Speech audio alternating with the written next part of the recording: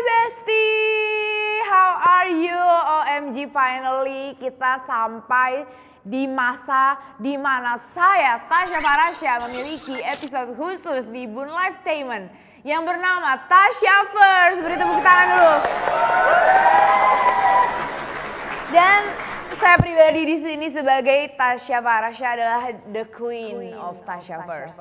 Dimana kita akan tetap pastinya kalau aku tuh nggak jauh-jauh dari makeup and beauty. Kali ini lebih bermutu gitu. Jadi nggak cuman kayak nge-review makeup dan skincare. Kita akan ngebahas tentang teori-teori konspirasi, sejarah-sejarah, dan hal-hal yang biasanya aku mager untuk lakukan. Tapi thanks to tim Boon Lifetainment, finally aku bisa memiliki series bermutu seperti ini. Beri tepuk tangan. Welcome to Tasya First, semoga kalian enjoy nontonnya dan semoga episode 1 ini membuat kalian tidak sabar menunggu episode-episode kita selanjutnya.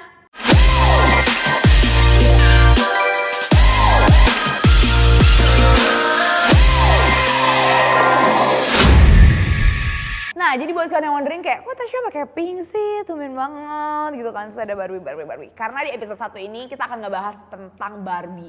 Tapi bukan cuman sekedar how to look like Barbie, karena itu udah biasa ya. Kayak aku kayak gini aja udah Barbie, canda Barbie.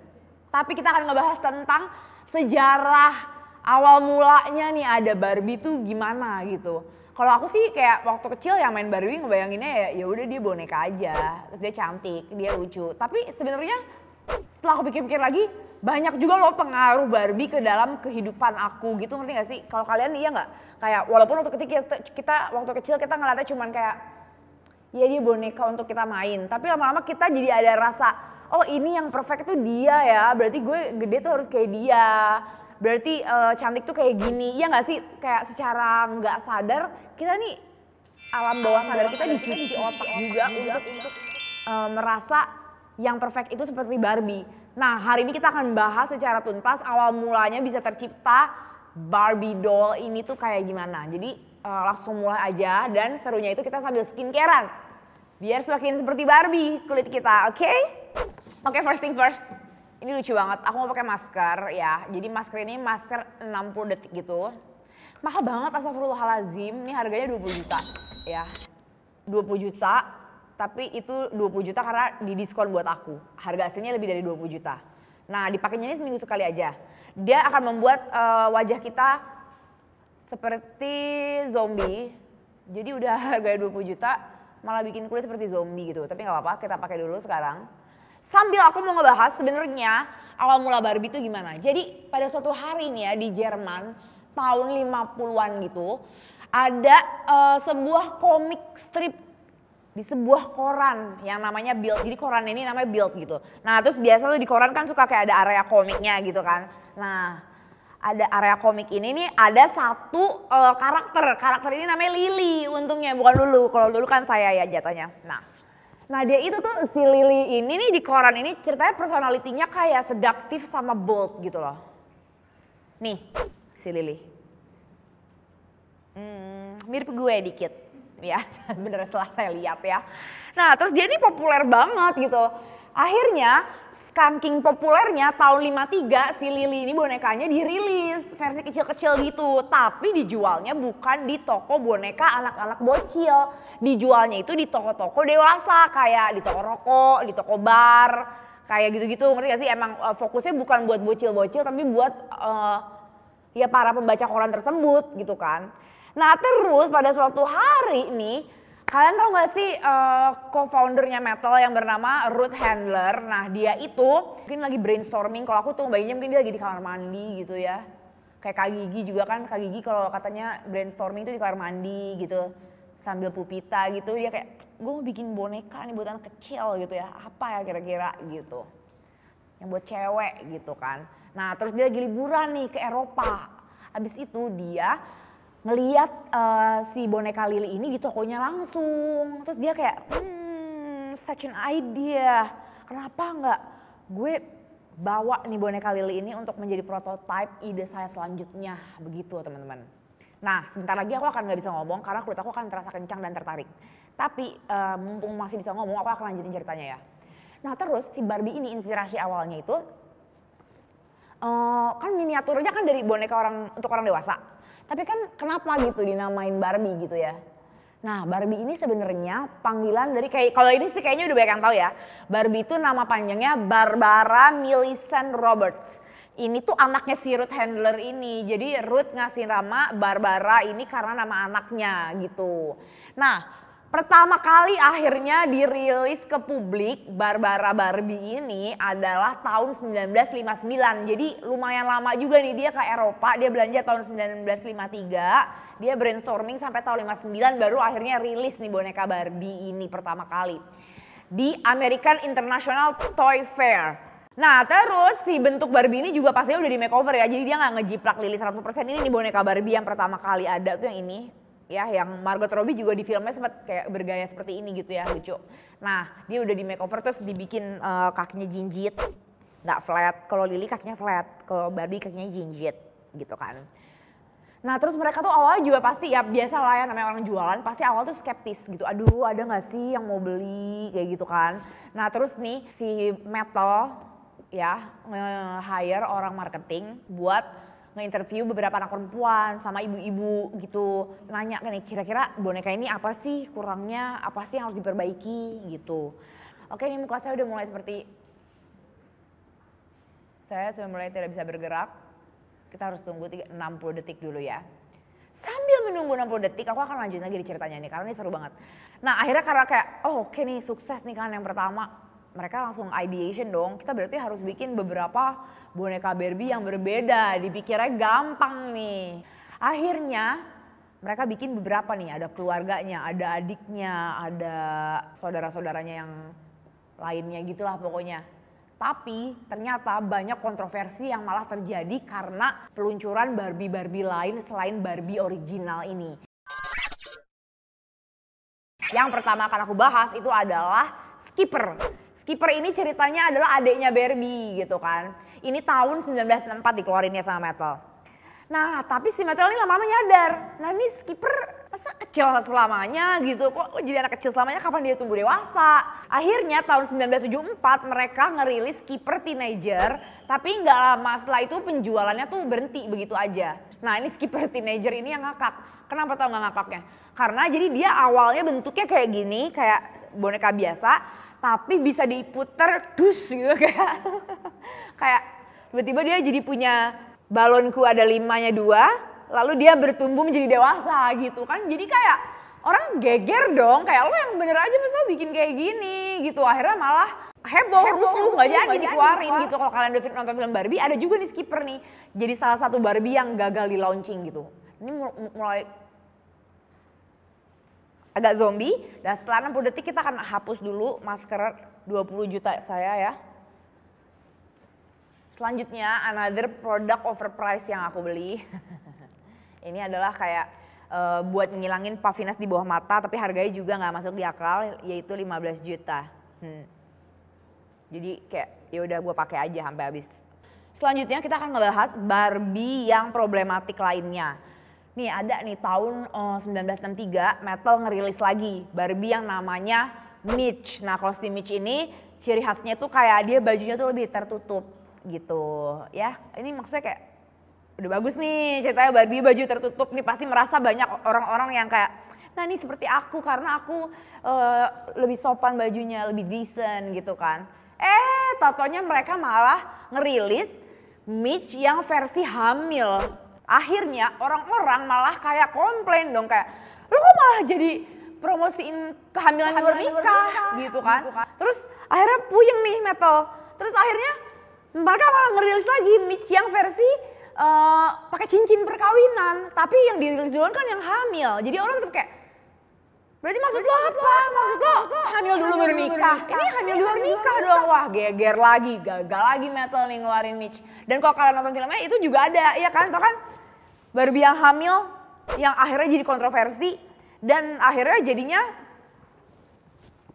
dirilisnya udah deh tanpa baby bump dan kayaknya jadinya nggak sebanyak itu ya, nggak terkenal itu ya. Bahkan aku pribadi aku baru tahu ada Barbie ini tuh karena filmnya gitu. Jadi kayak floppy gitu ya, agak flop gitu Barbie yang ini. Setelah sepanjang lebar kita ngobrol, kalian udah mulai menyadari ya bahwa sebenarnya banyak banget Barbie-Barbie yang kontroversial. Tapi kalian tau gak sih sebenarnya Barbie yang biasanya itu sendiri pun ada kontroversinya juga gitu loh guys. kita akan bahas ya sekarang. Tapi sebelumnya aku mau lanjut dulu pakai serum. Nah kalau yang kali ini super worth it. Ini tidak overpriced teman-teman. Ini dari Wardah ya. Namanya adalah yang Hydra Rose. Sebenarnya ini bukan produk baru sih. Aku dulu juga udah pernah ngebahas tentang series Wardah yang Hydra Rose ini. Ini cakep banget ya. Dan aku tuh waktu itu juga udah sempet ngobrol-ngobrol tentang microgel serum ini. Ini mereka inovasinya nggak bercanda dan nggak sembarangan. Terus kalian kan sekarang lagi zamannya nih kayak skin barrier, memperkuat skin barrier. Biasanya tuh langsung di mindset orang itu adalah ingredientsnya pasti ceramide gitu. Tapi kalian tau gak sih ada satu ingredients yang ternyata lebih canggih gitu dari ceramide. Ini 4 kali lipat lebih optimal menjaga melembabkan kulit dan memperbaiki skin barrier dibanding ceramide. Yaitu namanya adalah Pentavitin ya guys. Nah di sini tuh ada di Hydra Rose yang ini nih dari Wardah nih ada Pentavitinnya. Udah gitu dia itu klaimnya melembabkan sampai 72 jam. Aku setuju sih, dia emang lembabnya lama banget. Especially kalau kalian kulit kering kan akan suka banget sama serum ini. Kalau kalian lihat dari deket dia ada bulir-bulirnya ya. Ini si bulir-bulir ini memang kayak teknologi yang biasanya dipakai oleh skincare overpriced seperti ini, ngerti gak sih? Tapi kalau ini local pride gitu kan. Nah ini kalau kalian aplikasiin itu nanti si bulir-bulirnya akan pecah, terus dia nanti akan bikin kayak keluar tekstur yang lebih lembab lagi gitu. Ngerti gak sih? Kayak jadi kayak 2 in 1 gitu loh teksturnya. Ngerti gak sih? Ini teknologi yang sebenarnya agak baru dan complicated juga. Saya sebagai orang yang sering ngedevelop produk, saya tahu banget kalau ini tuh produk yang memang tidak sembarangan dibuat. Rasa luxury-nya itu akan terasa banget. Dan kalian lihat ya ini tadi kulit aku gara-gara masker mata 15 juta ini agak iritasi. Langsung kita tenangkan dengan serum Wardah Hydra Rose ya. Oh ya ini karena dia udah kelihatan belum sih nih bulir-bulir gini. Dan ini serum. Jadi dia tuh kayak sebenarnya nggak berat. Teksturnya tuh nggak berat, tapi di kulit kering itu tetap ngelembapin gitu. Karena ada beberapa yang emang teksturnya tuh nggak berat, tapi kayaknya lebih fokus buat oily skin. Jadi kalau di kulit kering tuh nggak kerasa ngelembapin juga. Kalau ini tuh nggak, ini kelembapannya tuh tetap kerasa gitu di dry skin. Jadi kayak akan kerasa worth it gitu. Tunggu ya, aku akan ratain dulu. Nanti kalian lihat kulit aku akan berubah langsung menjadi glowing. Jadi kalau si Hydra Rose Microgel Serum ini kalian bisa pakai pagi dan malam, bisa dipakai juga di before makeup kalian gitu kan. Karena kalian tahu kan kalau misalnya makeup tuh ngaruh banget sama skin prep. Kalau skin prepnya kurang bener, biasanya hasil makeupnya nggak akan sebagus kalau skin prep kalian tuh sudah baik dan benar gitu. Jadi ini aman juga dipakai di bawah makeup. Urutannya gimana? Kalian pakai ini dulu, abis itu kalian pakai sunscreen, terus baru lanjut ke step-step makeup kalian gitu. Lihat deh nih. Lihat deh tadi merah, sekarang udah mulai mereda ya. Ya karena 4 kali lipat lebih optimal dari ceramide gitu teman-teman. Oke. Ya kembali ke topik Barbie kita ya. Jadi bukan cuman temennya, adeknya, neneknya, cucutnya doang yang problematik nih. Si Barbie originalnya ini tuh juga ada beberapa kendala dan problema yang dialami oleh Mattel gitu loh pada saat dirilis. Salah satunya nih ya, tahun 92 nih, tahun kelahiran saya sebagai milenial. Ada Barbie edisi Teen Talk. Jadi Barbie-nya bisa berbicara gitu. Taunya dia salah satu kalimat yang dikeluarkan oleh Barbie ini. Gue juga gak habis pikir sih. Gue bener-bener gak habis pikir. Nah si Barbie-nya ini ngomong, "Math class is tough." Gitu. Jadi kayak kesannya kayak ngevalidasi atau kayak ngeiyain anak-anak remaja untuk tidak menyukai pelajaran matematika di sekolah. Walaupun kalau menurut gue sih ya sih memang math class is tough. Tapi maksudnya kayaknya untuk sebuah brand bisnis tuh nggak boleh ngasih ngomong kayak gitu. Akhirnya riuh lagi nih, rusuh lagi tuh Barbie yang bisa bicara itu akhirnya di-discontinue juga. Padahal ini Barbie-nya tuh Barbie biasa, bener-bener yang kayak bentuk semua tuh gak ada yang komplain. Cuman dia ngomong math class is tough. Coba dia ngomongnya Tasya Farasya approve, lo launching tahun 2023 nih pasti laku ya. Terus untungnya ada organisasi Barbie Liberation, terus dia ngebeli akhirnya tuh Barbie yang ngomong math class is tough itu dibeli sama organisasi ini. Terus ditukar suaranya sama boneka G.I. Joe, itu kan kayak buat lebih orang dewasa gitu kan. Jadi math class is tough-nya ini suaranya dipindahin ke boneka G.I. Joe. Jadinya kalau buat orang dewasa itu lucu gitu. Selamatnya dia di situ nih, seenggaknya nggak bakar duit banget lah metal di saat itu gitu ya. Walaupun tidak tetap stop dirilis gitu. Lanjut, ada lagi Barbie Video Girl. Yang ini juga aku tuh kayak nonton dan baru taunya tuh di film Barbie itu yang tiba-tiba di punggungnya dia itu ada monitor. Agak kok horor Barbie, kenapa kamu idenya terlalu, kadang di film Barbie yang kita baru aja tonton ini, mereka tuh kayak bukan nutup-nutupin kegagalan mereka gitu loh, dikeluarin tuh semua produk-produk mereka yang gagal itu tuh ada di film itu. Malah menurut aku tuh jadi lucu gitu kayak, karena wajar lah bisnis biasanya pasti ada yang sukses ada yang gagal, di film itu tuh dikeluarin semua, malah jadinya kayak setelah kita ngelihat di zaman sekarang, lucu ya gitu Barbie-Barbie aneh ini yang dulu sempat kepikiran dikeluarin walaupun sekarang udah gak ada gitu, ya gak sih? Nah sekarang sambil lanjut kita mau skincarean ya. Tunggu, tuh lihat nih kan gue bilang masker mask gue ini agak overpriced. Tapi aku akan tetap habisin karena mahal. Nah selanjutnya kita akan pakai krim. Jadi ini krim pre-moisturizer namanya. Dia menggunakan emas 24 karat ya. Another overpriced skincare yang saya beli. Jadi dicampur aja kayak gini. Ini tuh buat boosternya moisturizer gitu ya teman-teman. Nah ini tuh kalau kalian lihat ini emas nih. 24K gold. Terus kita aduk di sini guys. Biasanya habis pakai ini langsung berbling-bling glitter gitu loh kulitnya. Bisa lah dibilang kayak kulit Barbie gitu. Nah habis itu kita akan aplikasiin aja. Cuman kalau untuk teksturnya itu nggak bisa dibilang kayak moisturizer juga sih, karena ya cuman bikin bling-bling, lebih ke bling-bling dari emas 24 karatnya itu loh. Tapi untuk kelembapannya kita tetap harus banget pakai moisturizer gitu kan. Sambil kita ngebahas lagi ya Barbie selanjutnya. Ini namanya adalah Hello Barbie. Teknologinya dia bisa merespon pertanyaan dengan 8.000 respon pilihan. Nah ini nih lebih mirip lagi sama Siri jadinya ya kan, kayak hello hello gitu, hello Barbie, nanti bisa jawab nah dia. Karena dia bisa ngedetect kayak jawaban apa yang harus dijawab kalau ada orang nanya gitu. Ternyata kalau misalnya ada suara anak kecil, suara itu akan direkam, nah nanti suaranya tuh dikirim ke perusahaan Toy Talk. Jadi ini juga benar-benar super invalidation of privacy gitu nih Barbie. Ini juga kontroversial dan akhirnya juga di stop gitu. Tunggu ya, gue sampai stres sendiri denger inovasi Barbie. Jadi kita pakai gua sha dulu. Sambil kita pijat-pijat wajah kita. Dan belum selesai di situ ya guys, kita masih banyak banget kontroversi lainnya dari standar kecantikan boneka Barbie ya. Nggak sesimpel sekedar boneka. Nah menurut aku ini salah satu pembahasan yang paling chaos ya. Tahu nggak, masa mereka pernah ngerilis Barbie edition tahun 1965, ngeluarin namanya Slumber Party Edition, tapi di dalam Slumber Party Edition ini ada bukunya judulnya Don't Eat. Ngadi-ngadi. Dan satu lagi nama bukunya How to Lose Weight. Bener-bener ngadi-ngadinya 100%. Coba lo bayangin kalau di launchingnya di tahun sekarang apa nggak langsung viral. Ya dulu itu juga akhirnya yang bikin kontroversinya banget itu adalah karena ada di bukunya tuh ada timbangannya itu angkanya 110 pound. 110 pound itu tuh kurang lebih 50 kiloan, dibagi dua ya biasanya 51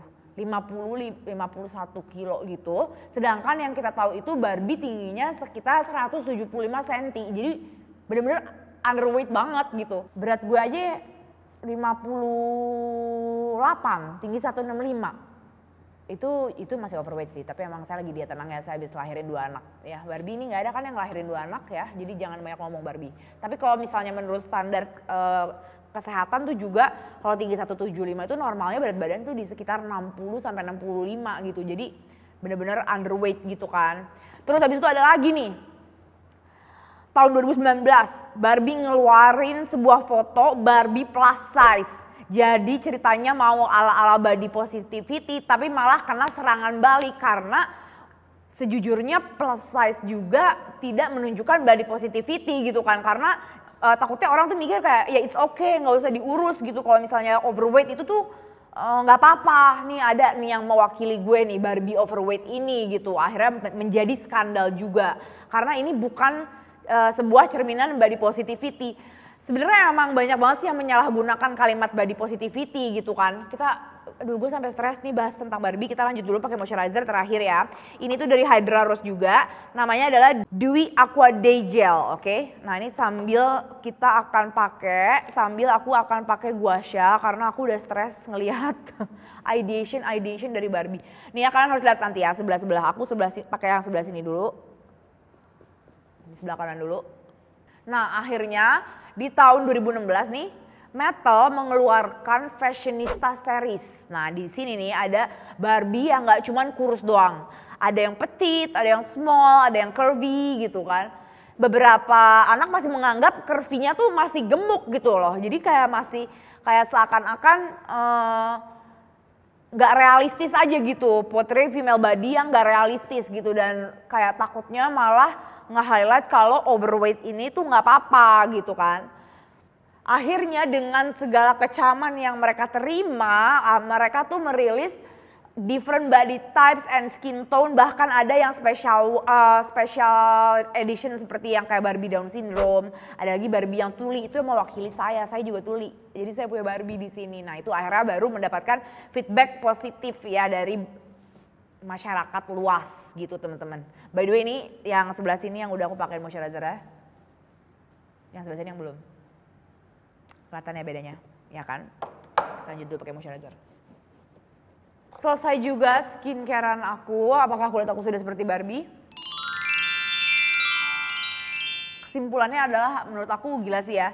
Dari cuman sekedar boneka bisa sangat menginfluence pendapat banyak orang, kehidupan banyak orang, lifestyle banyak orang gitu kan. Dan ternyata nggak smooth yang kita bayangin. Jualan boneka doang tuh, Mattel tuh banyak banget jatuh bangunnya dan mereka tuh mau terima kritik dan saran dan masukan. Itu penting banget sih dalam dunia bisnis, itu yang aku ambil pertama. Harus bisa menerima kritik dan saran dan harus bisa bangkit lagi kalau sudah jatuh gitu. Makanya bisa sesukses sekarang. Dan menurut aku kayak Barbie yang sekarang juga udah lebih inklusif gitu kan. Dan lebih menunjukkan body positivity. Dan bahkan kayaknya awareness-nya juga bukan selain dari Barbie ya. Orang-orang zaman sekarang tuh juga udah lebih aware kalau cantik tuh bener-bener relatif banget. Gak mesti kayak cuman itu doang gitu. Satu doang nih yang cantik tuh ini doang. Cantik tuh bener-bener variatif banget. Di mata kamu cantik, di mata orang lain belum tentu cantik. Di mata dia gak cantik, di mata orang lain cantik gitu. Dan yang penting itu adalah kita merasa cantik dan kita merasa percaya diri. Karena kalau udah kita merasa percaya diri, aku yakin banget orang lain tuh ngeliat kita akan kayak cantik-cantik aja gitu. Walaupun kayak sekarang alis aku gundul sebelah, tapi aku pede. Pasti kalian dari tadi gak ada kan yang nyadar alis aku gundul sebelah? Tidak, karena saya percaya diri gitu. Jadi menurut aku itu penting banget sih. Dan body positivity itu juga jangan disalahgunakan sih menurut aku kalimatnya. Body positivity itu adalah kita merasa positif dengan apapun yang lagi kita alamin sama badan kita. Tapi bukan berarti kita melepaskan begitu saja. Kayak kulit juga banyak yang insecure kalau misalnya kulitnya lagi kering, jerawatan atau apapun itu gitu kan. Jadi tetap berusaha merawat, pada saat proses merawatnya kita tetap berpikir positif, itu yang penting. Contohnya kayak menggunakan produk-produk yang nggak perlu overprice gitu, kayak local pride seperti Wardah ini ya, ini highly recommend banget, kalian bisa lihat ya hasilnya di kulit aku, kelembapan sangat terjaga. Dan catatan satu lagi adalah kalian tuh kalau misalnya skincarean tuh jangan sibuk sama yang hasilnya instan gitu loh, tapi cari yang emang aman digunakan, yang cocok dengan apa yang kalian butuhkan juga ingredientsnya. Terus sabar, pasti ada hasil kalau misalnya kalian rajin. Karena kulit aku waktu tahun 2016 juga nggak se-glowing ini. Tapi setelah aku rajin merawat kulit aku dan aku rajin dan mengetahui gitu ya apa yang aku butuhkan, kulit aku bisa menjadi lebih sehat jauh. Ingat ya, nggak semua yang instan itu bagus untuk kulit kalian. Dan ini emang ngelembapin banget juga produknya. Karena ya tadi itu ada ingredients yang 4 kali lebih optimal untuk menjaga skin barrier kita dibanding ceramide. Jadi kalau misalnya kalian selama ini kayak pengen memakai produk-produk yang bisa menjaga pertahanan kulit alias skin barrier, tapi ngerasa nggak cocok pakai ceramide, mungkin kalian bisa coba banget pakai Wardah yang Hydra Rose Series ini. Karena menurut aku kelembapannya kerasa banget sih. Dan emang kunci dari skin barrier itu tuh sebenarnya cuman sebatas kulit kalian tuh harus lembab.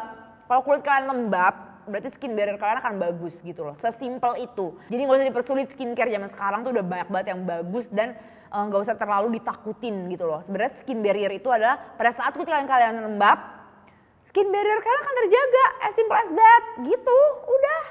ya kan? Oke, dan itulah dia episode 1 kita ya, membahas konspirasi tentang Barbie. Menurut aku ini seru banget sih, semoga kalian juga enjoy nontonnya. By the way, kalian juga bisa banget komen di bawah kalau ada kayak konspirasi apa lagi atau cerita apa lagi yang berhubungan dengan beauty. Nggak berhubungan juga nggak apa-apa deh, gue buka di sini ya, namanya juga Tasya First. Kalian bisa komen di bawah dan nanti kita akan bikinin videonya buat kalian. Thank you buat semuanya yang udah nonton, para bestie-bestie. I'll see you in the next episode. Bye-bye.